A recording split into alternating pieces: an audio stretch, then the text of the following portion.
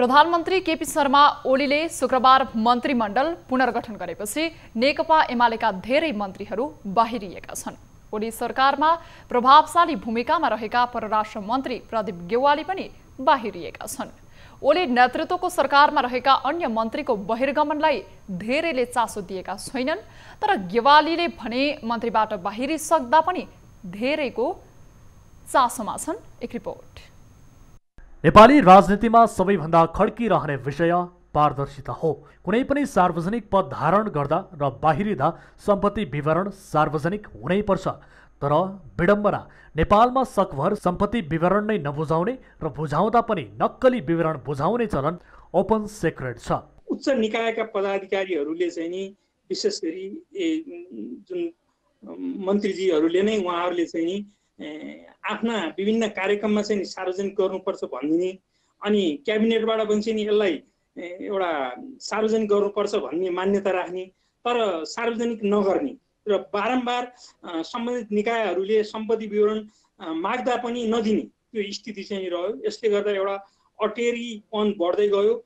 केही समय अघि तत्कालीन सञ्चार मन्त्री गोकुल बास्कोटाले सम्पत्ति विवरणमा सामसुङको आइफोन उल्लेख गरेको घटना होस् वा ठूला व्यापारी भन्दा सयलको जीवन बाँचिरहेका पुष्पकमल दाहालले बुझाएको सम्पत्ति विवरण, वा काङ्ग्रेस एमाले माओवादी र जसपाका नेताहरूले मन्त्री बन्दा बुझाउने विवरण नागरिकले खासै पत्ताइरहेका भने छैनन्।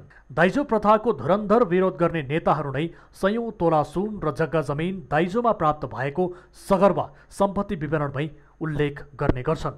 मन्त्रीहरूको जो सार्वजनिक पद धारण गर्छन् उनीहरूले गएपछि सम्पत्ति विवरण पहिले कति पेश गरेका थियो, पछि कति फरक भयो भनेर दिने, सार्वजनिक गर्नुपर्ने यो नियमित काम हो।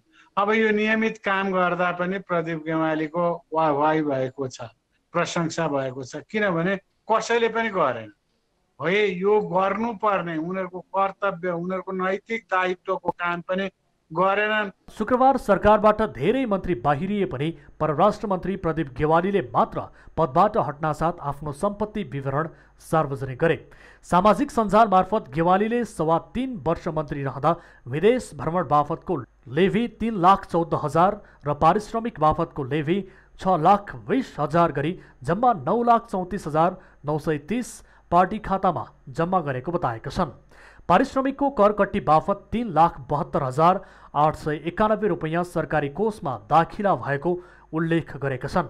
यसबाहेक आफ्नो बैंक खातामा 7,41,775 बचत रहेको र मन्त्री हुँदा 200 जति पुस्तक थपिनु बाहेक सम्पत्ति विवरणमा कुनै फेरबदल नभएको गेवालीले प्रश्न पारेका छन्। मन्त्रीबाट हटे लगतै मन्त्रीको सरकारी निवासबाट शनिबार बाहिरिएका छन्। तर पद गइसक्दा पनि ओली नेतृत्वकै सरकारका मन्त्रीहरू रामबहादुर थापा, लेखराज भट्ट, टोपबहादुर रायमाझी, प्रभु शाह, मणि थापा, दावा लामा र गौरीशङ्कर चौधरीले मन्त्री क्वार्टर नै छाडेनन्। सम्भावना बोकेका र पारदर्श ठानिएका नेताहरू योगेश भट्टराई र घनश्याम भूषाल पनि मन्त्रीबाट बाहिरिँदा सम्पत्ति विवरण सार्वजनिक गरेका छैनन्। उसो त प्रधानमन्त्री ओलीकै यो 3 वर्षको अवधिमा कति कमाई भयो विवरण सार्वजनिक गरिएको छैन। ओली नेतृत्वकै सरकारमा यसअघि पुनर्गठित मन्त्रीमण्डलका 12 मन्त्रीको सम्पत्ति विवरण 2 महिना बितिसक्दा पनि सार्वजनिक भएन।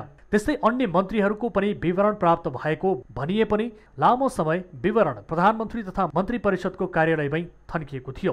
गत पुस 5 गते प्रतिनिधि सभा विघटनको 5 दिनपछि प्रधानमन्त्री ओलीले एक राज्य मन्त्री सहित 11 जनालाई मन्त्री बनाए। उनीहरूले मन्त्री पद सम्हालेको 3 महिनासम्म पनि सम्पत्ति विवरण सार्वजनिक गरेनन्। त्यसरी सम्पत्ति विवरण नबुझाउनेमा तत्कालीन ऊर्जा मन्त्री टोपबहादुर रायमाझी, अर्थमन्त्री विष्णुप्रसाद पौडेल, शिक्षा मन्त्री कृष्णगोपाल श्रेष्ठ, शहरी विकास मन्त्री प्रभु शाह, खानेपानी मन्त्री मणिचन्द्र थापा, श्रम मन्त्री गौरीशङ्कर चौधरी, कानुन मन्त्री लीलानाथ श्रेष्ठ, सामान्य प्रशासन मन्त्री गणेश सिंह ठगुन्ना, वन मन्त्री प्रेमबहादुर आले, महिला मन्त्री जुली कुमारी महतो, युवा तथा खेलकुद मन्त्री दावा तामाङ र उद्योग वाणिज्य तथा आपूर्ति राज्य मन्त्री विमला विक थिए।